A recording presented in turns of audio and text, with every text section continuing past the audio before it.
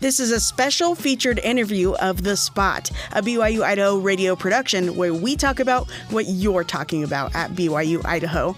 Today's special guest is Ken Klinker, a professional pumpkin carver of over 20 years. He will be interviewed by our very own Travis Richards. The views and opinions of this interview are not that of BYU-Idaho Radio or the university and are solely the opinions of the host and the guest. Here's Travis Richards and Ken Klinker.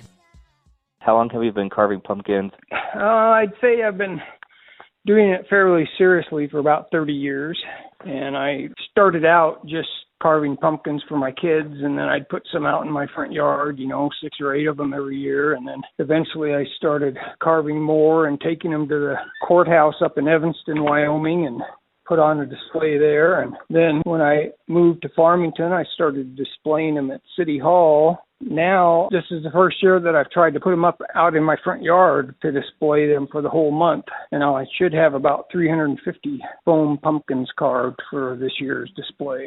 I started out carving real pumpkins. I got to where I was doing more and more elaborate patterns all the time.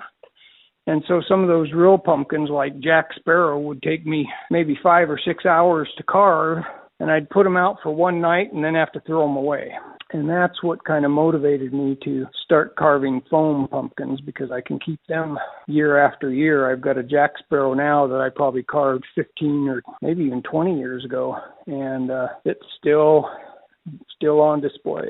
So you said you carved about 350 for this year? Well, I've saved over 20 years of carving foam pumpkins. I've saved them every year. And so now I'll have about 350 of them saved up and put out in my display. I usually carve about probably 80 to 100 pumpkins a year, but I sell most of them. So I might have 20 to 30 new ones that I put in my display every year. Who do you sell most of your pumpkins to? I get most of my orders either by word of mouth from people locally or relatives or whatever that decide they want to buy one. And I get most of my orders off the internet through Etsy, because I have an Etsy page called Ken's Pumpkin Patch at Etsy.com. And so that's where I sell the majority of my pumpkins. Just this year, I shipped 2 to Australia for the first time. Those were the first foreign sales that I've made. But I ship them all over the country, from Washington down to Florida and up to New York and down to California. So people just order them all over the country. I didn't know that you started sending them out internationally. Yeah, I had a lady contact me, and she said, can you make these patterns? And I said, well, I'll make them, but I can't guarantee they're going to get there in one piece, because that's a long way. And she said, that's okay. I get stuff shipped to me all the time from the United States, and it took over a month to get there, but they ended up getting there in one piece. So I was pretty pleased with that. What have been some of your favorite designs that you've carved over the years? One of my favorite designs is a zombie from the movie Tar Man, and it's this dripping face of a zombie, so it's kind of disgusting, but it's a favorite of mine. This year I carved a couple of a pirate skeleton steering a ship, and I really like that pattern. I've carved all the 7 dwarfs, and I've got about 15 Harry Potter themed pumpkins. I like those. And one of the things I really like, which I don't see very many people do, are 3-dimensional images, like cubes that look like they're 3-dimensional. And I've got one that looks kind of like a donut or a tire that looks 3-dimensional. So I really like carving those kind. I've got a lot of Disney patterns, a lot of Mickey Mouse and Minnie Mouse. I've got quite a few that I've carved for, like, the Munsters. A lot of people don't know who the Munsters are, but I've got all the Munsters carved. I like to do groups of patterns that have some kind of a theme. I think I've mentioned most of them that I've done groups of. I've got a lot of haunted houses, and I carve a lot of witches and a lot of Frankensteins, and I try to do a little something for everybody. So I've got some old-time characters like Alfred Hitchcock and John Wayne and Humphrey Bogart, and a few like that some of the older people recognize, and some of the younger people don't have a clue who they are. I remember a few years ago, I think you were noticed by Utah Media. Can you talk a little bit about that? Yeah, I've had several news interviews here in Utah. I've had a couple people that came out to my house and took videos of me carving and interviewed me, and then I've had 2 or 3 where I took the pumpkins into a studio and set them up in there, and then they interviewed me in the studio.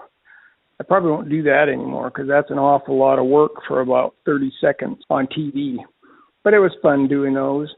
One of the funnest things I did was 2 years ago, I got hired by Facebook, and they flew me out to California, put me up in a hotel, shipped about 20 pumpkins out to California that they paid for. They took me to this old house up in the hills out of Los Angeles where they were shooting videos to promote different pumpkin carving groups. And I'm it's called the Pumpkin Carving Group, and on Facebook. And there's about 12,000 members of that group. Everybody displays their pumpkins and answers people's questions and really promotes pumpkin carving. Well, this video, they had caterers there for breakfast, lunch, and dinner. They had makeup people, and they had prop people, and they had costume people. They picked out an outfit for me, and then they set me down and put on makeup and, did all kinds of stuff. And then we went up and shot the video up in an attic where they'd set up a little pumpkin carving shop.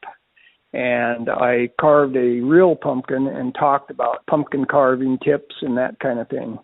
And then when the video finally came out on Facebook, it was about 30 seconds long, and it was really fun and entertaining, but it took about 3 days total of my time to do the video, and it took 12 hours on site before they finally got around to me and I was able to do my part of the video.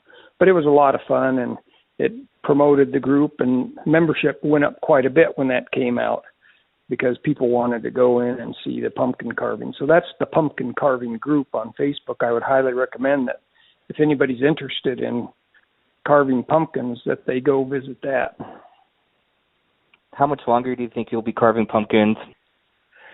Yeah, I suspect I'll be doing it for the foreseeable future. I'm at a house right now where I have a place to store the pumpkins, and it's a nice neighborhood that I can display them where I'm not too worried about vandalism or people stealing in them. And so, I think I'll do it for the foreseeable future. It's hard to imagine when I'll stop carving pumpkins. And even if I quit doing it kind of semi-professionally, I'll probably still every year carve a pumpkin or two just to have on display wherever I am living. It might be a real pumpkin instead of a foam pumpkin, but I suspect I'll keep carving them till the day I die, probably. What have you enjoyed about the reactions from other people? Well, it really is my motivation for continuing to carve pumpkins and try to find more elaborate designs out on the internet and stretch myself to carve more difficult pumpkins. Of course, in the past, I've pretty much just displayed them on Halloween night, but I would stand out there for hours and hours just seeing people's reactions and answering questions and stuff like that. One of the funnest things about it was when I've got so many pumpkins and there's such a variety of them that people would be looking at them and they'd say, well, it's time to go. And then they'd say, oh, wait, I didn't see this one. And then they'd look at that for a while. And then they go, oh, I didn't notice this one. And so it's kind of hard for people to leave because they just keep noticing other pumpkins that they didn't see. So that's one fun reaction that I enjoy. For the last several years, I've taken, maybe 100 pumpkins into the grade schools where my wife works and where I work actually now as a teacher's aide. But I'd set them up on the stage with the curtains closed so it's nice and dark. And it's really fun to watch a classroom of kids come in and get all excited and point out the ones that they like. And it just, as much as the teachers try to keep them quiet, it's just a constant, very loud reactions to the pumpkins. I really enjoy watching that too. And they really like the three-dimensional ones. I mean, there's some of them that they don't recognize, but they just they are pretty receptive to just about any pumpkin that I bring in there. One of the things that I've started doing as kind of a reaction to the pumpkins is that I've started asking people if they will bring some canned goods when they come to see my pumpkin display so I can donate them to a local food bank. And I've had a pretty good reaction out of people doing that. I have 2 or 3 trunkfuls of food that I can take over to the food bank after I'm done displaying my pumpkins. And this year, hopefully having them up for the entire month, I might be able to collect even more. One of the things people ask me a lot is, where do you come up with these patterns? And where do you come up with ideas for pumpkins? If anybody's interested in pumpkin carving, there's a pumpkin site called stonykins.com. That's STONEYKINS.com. And they got over 10,000 patterns for pumpkins, real simple ones to patterns that look like they're almost impossible to carve. But another real good thing about that is there's all kinds of tutorials on there, both for real pumpkins and for how to carve foam pumpkins. If you go to that website, you can get all kinds of tips on how to carve pumpkins. The other one that I get most of my patterns, or a lot of my patterns from, is called zombiepumpkins.com. And his aren't nearly as elaborate, but he's got a lot of them there, and it's a really good place to get patterns for carving pumpkins. And then the other thing I do is I just do searches on the internet. If I want a pumpkin carved with a zombie, you can go on the internet and just say zombie pumpkin patterns. And a lot of times a good pattern will show up there. You can download that and use it to carve your pumpkin. I've got a few pointers that really make it easier to carve a real pumpkin. The first thing I do is I cut out the bottom of the pumpkin instead of the top of it. And that way, if I light my pumpkins with Christmas lights, just to set them on a string of Christmas lights. But if you want to put a candle in them, you can do that too. Cut a little hole in the top to act kind of like a chimney for the heat to escape. But if you cut out the bottom, then you can light your candle and then set the pumpkin on top of that, and you don't burn yourself trying to light the candle.